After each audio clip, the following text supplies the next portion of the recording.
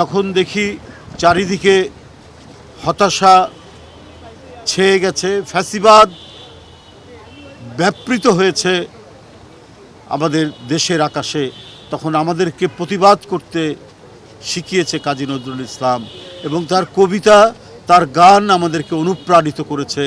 যত বড়ই শৃঙ্খল হোক, যত বড়ই চেইন হোক, যত বড়ই নিপীড়নের খড়গ হোক, সেই খড়গকে সমূলে উৎপাটিত করে সেটিকে ভেঙে রাস্তায় নামতে এবং অন্যায়কে দূরীভূত করে ন্যায় প্রতিষ্ঠিত করতে কাজী নজরুল ইসলামই হচ্ছে আমাদের প্রধান অনুপ্রেরণার উৎস, চালিকা শক্তি।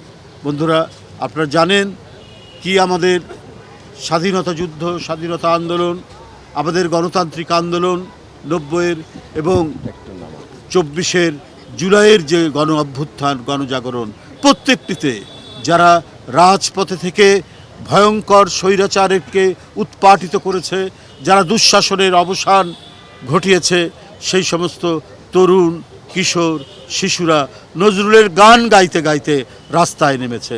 নজরুল দিয়েছে এক বড় শক্তি।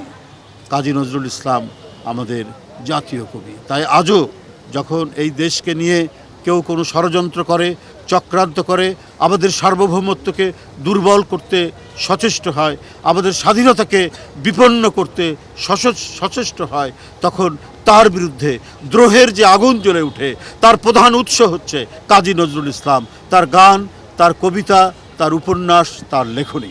আজ 50তম মৃত্যুবার্ষিকীতে আমরা তার প্রতি জানাচ্ছি শ্রদ্ধা, আমরা তার আত্মার মাগফিরাত কামনা করছি।